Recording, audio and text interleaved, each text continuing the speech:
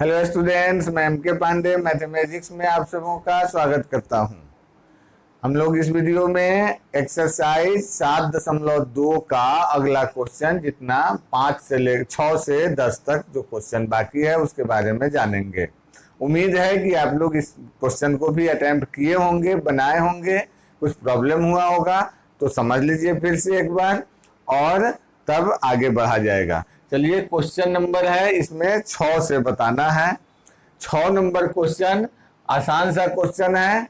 इस तरह का क्वेश्चन एग्जाम्पल में फिर बना हुआ था। समांतर चतुर्भुज के शीर्ष के नियामक दिए गए हैं और उनमें जो कुछ छूटा है उस नियामक को निकालना है। कह रहा है कि एबीसी एक समांतर चतुर्भुज है जिसके निर्देशांक 1 2 4 y x 6 और 3 5 चारों शीर्ष के नियामक हैं और इसमें यहाँ जो y और x छूटा हुआ है इसका वैल्यू निकालना है। तो एक समांतर चतुर्भुज यहाँ बनाते हैं। ए बी सी डी एक समांतर चतुर्भुज हो गया, ए बी सी डी, जिसमें ए का कोऑर्डिनेट है 1 2, बी का 4 y, सी का x 6 और डी का है 3 5। हो गया।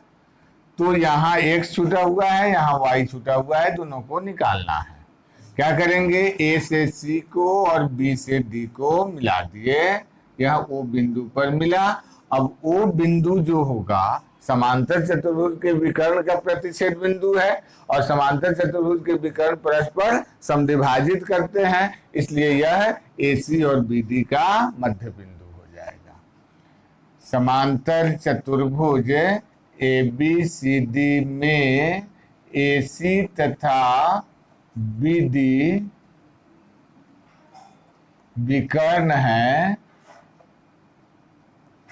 जो O बिंदु पर मिलते हैं। इसलिए O AC तथा BD का मध्य बिंदु होगा, तो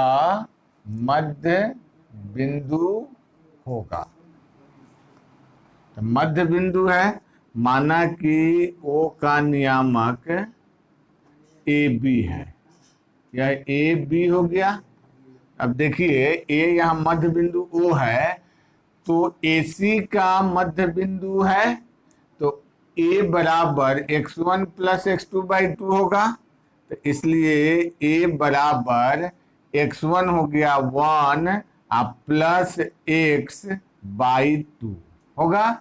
या BD का भी मध्य बिंदु है, तो इससे अगर A निकालते हैं तो 4 प्लस 3/2 होगा। तो ये दोनों बराबर होगा, 4 प्लस 3/2, दोनों तरफ से 2 हट जाए तो 1 प्लस x बराबर 7 हुआ।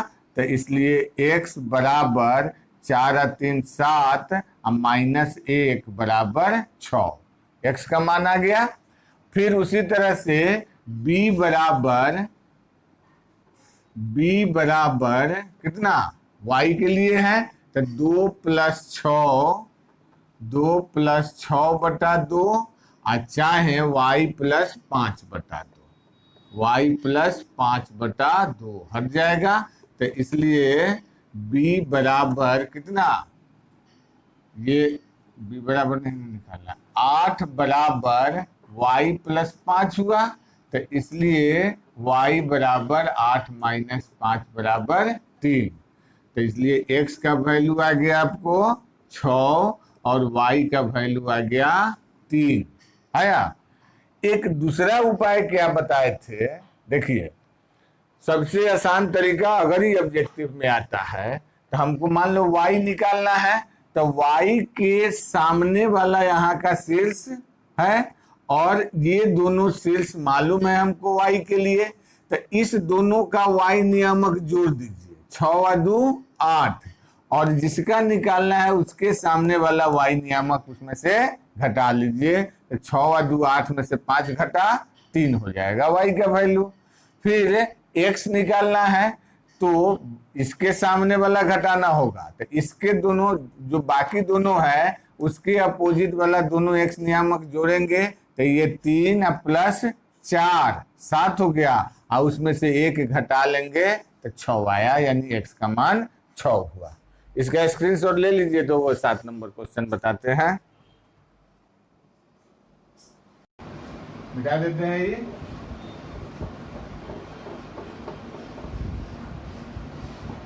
चलिए क्वेश्चन और आसान है। कह रहा है कि एक वृत्त है, तो जानते हैं कि किसी भी वृत्त का जो व्यास होगा, व्यास का मध्य बिंदु केंद्र होगा। ये मध्य केंद्र हो गया, यहाँ A और यहाँ B हो गया। कह रहा है कि एक बिंदु A के निर्देशांक ज्ञात करना है। A का निर्देशांक मान लीजिए XY है, यह निकालना है।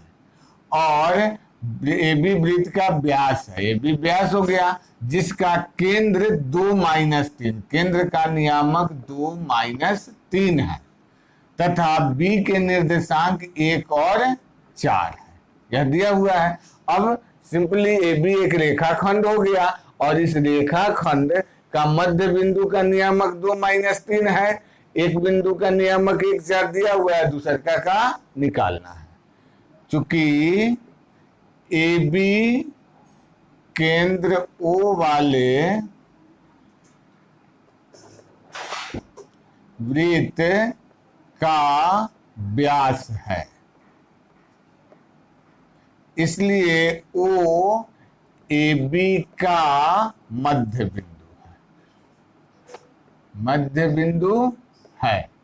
इसलिए अब मध्य बिंदु का नियामक 2 बराबर x1 प्लस x2/2, यानी x प्लस 1/2, या x प्लस 1 बराबर 4, तो x बराबर 3 आ गया।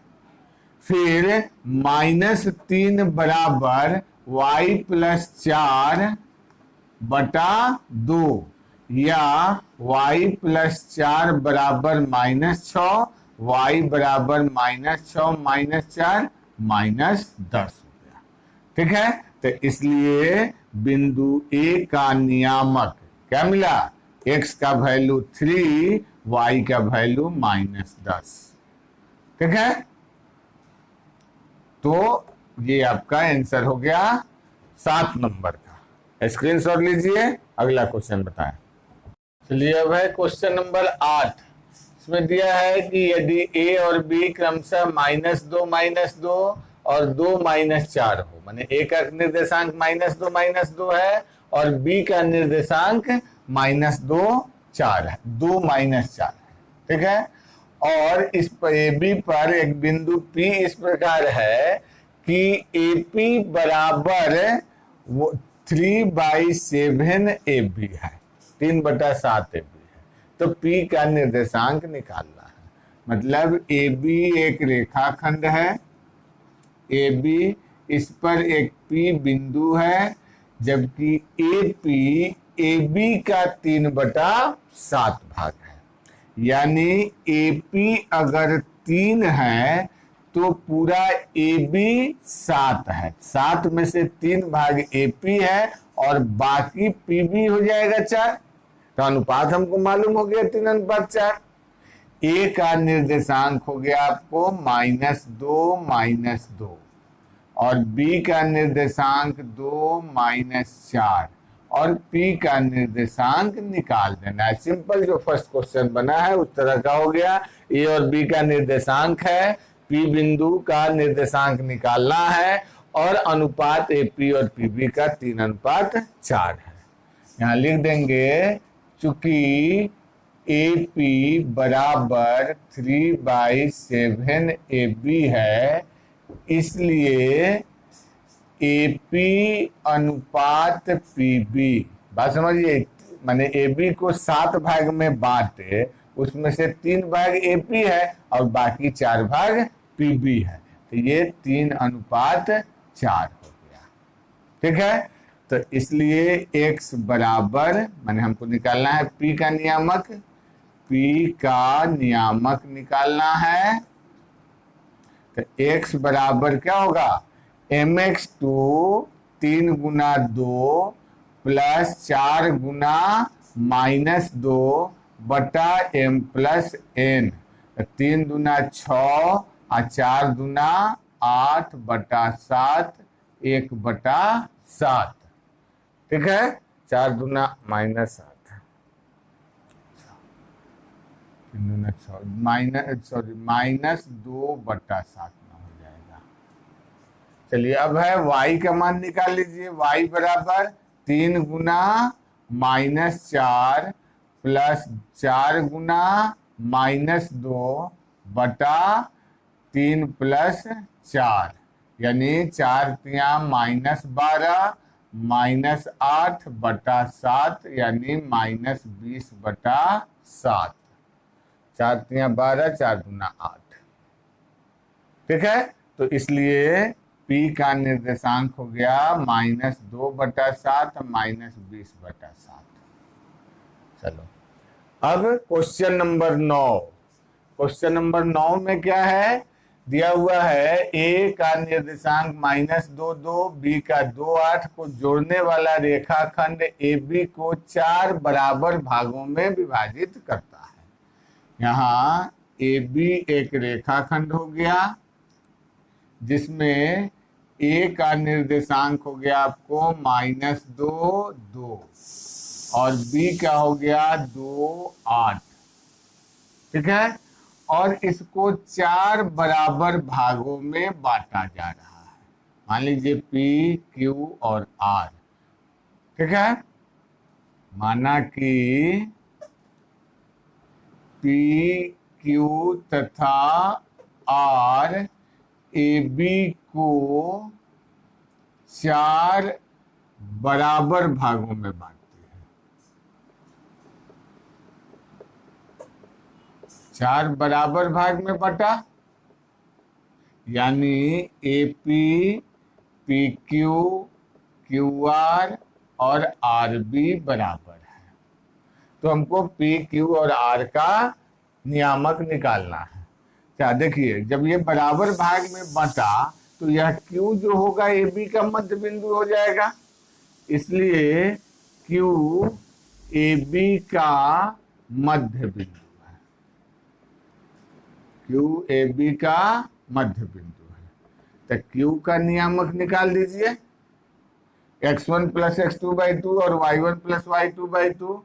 तो -2 + 2 बटा 2 और 2 + 8 बटा 2।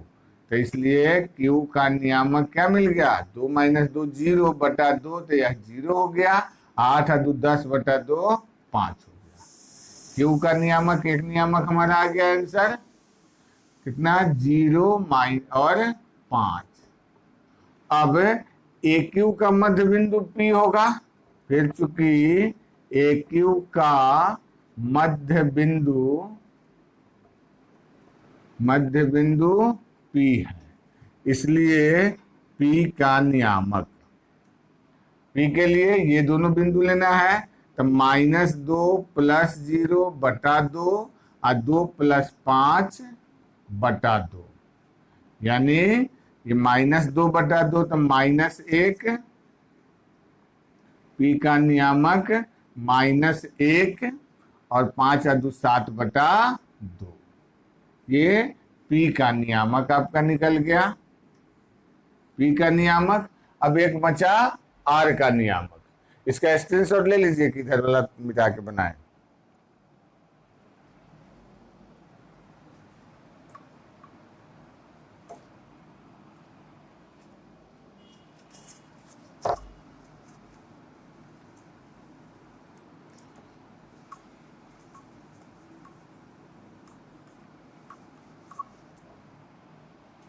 चलिए अब है फिर R, यहाँ पर R QB का मध्य बिंदु हो जाएगा। तो चूंकि QB का मध्य बिंदु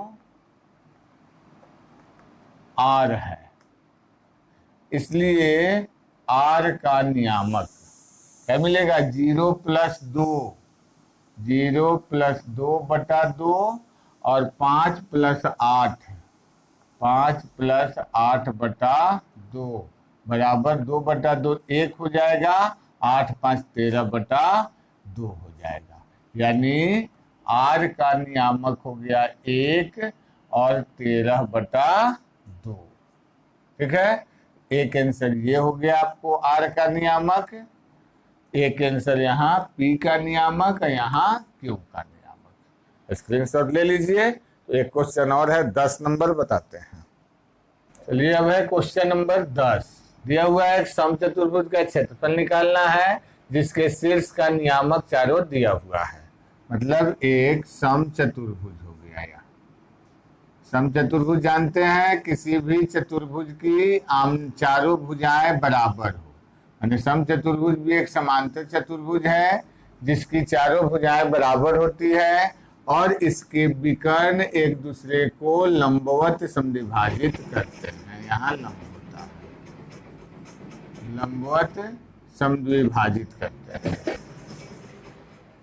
तो ए का निर्देशांक है 3, 0, बी का है 4, 5, सी का है -1,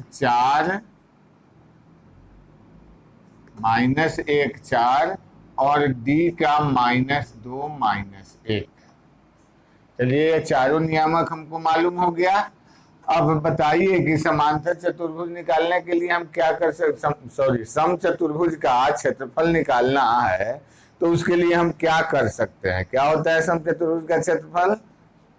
1/2 पहला विकर्ण गुना दूसरा विकर्ण, 1/2 d1 d2 विकर्णों का गुणनफल। तो हमको जब चारों निर्देशांक मालूम है तो दूरी सूत्र से AC और BD का लंबाई निकाल लेंगे। समचतुर्भुज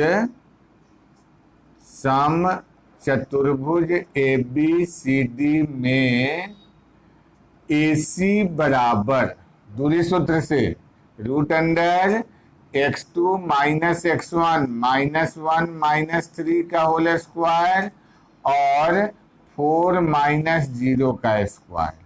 तो कितना? 4 का स्क्वायर 16 + 4 का स्क्वायर 16 √32 यानी 4 √2। 16 दूना 32, 16 का वर्गमूल 4 हो जाएगा, इतना इकाई।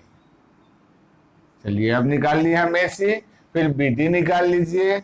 BD बराबर √BD 4 - 2 यानी 4 + 2 हो जाएगा, अब प्लस 5 - -1 तो 5 + 1 हो गया। यानी 4 × 2 = 6 का स्क्वायर 36 और फिर 36 √72 यानी 6 √2 इकाई। अब हमको क्या मालूम हो गया? D1 का मान 4 √2 इकाई और D2 का मान 6 √2 इकाई हो गया। तो इसलिए समचतुर्भुज का क्षेत्रफल 1/2 D1 D2 बराबर 1/2 4 √2 6 √2 वर्ग इकाई। 2 से दोनों √2 हट जाएगा, 6 चौका 24 वर्ग इकाई। चलिए इसी के साथ आपका एक्सरसाइज 7.2 कंप्लीट हुआ। इसका स्क्रीनशॉट ले लीजिए। और अब अगले वीडियो में अगला कंसेप्ट एरिया फार्मूला का कंसेप्ट होगा और उसके क्वेश्चंस बनेंगे। उसके बाद कुछ इसके स्पेशल टिप्स जो इसमें कुछ सिलेबस नहीं भी पढ़ना है लेकिन कभी कभी ऑब्जेक्टिव क्वेश्चन पूछे जाते हैं स्लोप वगैरह के बारे में, तो उन पर थोड़ा सा चर्चा होगी अगले वीडियो में। और तब तक इतना आप लोग कंप्लीट कर लें और मेरे साथ ऐसे ही बने रहें। लॉकडाउन का कोई प्रभाव नहीं पड़ेगा, बहुत अच्छे से एग्जाम का तैयारी कर सकते हैं। चलिए चैनल को सब्सक्राइब कीजिए, वीडियो को लाइक और शेयर जरूर कीजिए और मेरे साथ ऐसे ही बने रहिए। तब तक के लिए धन्यवाद।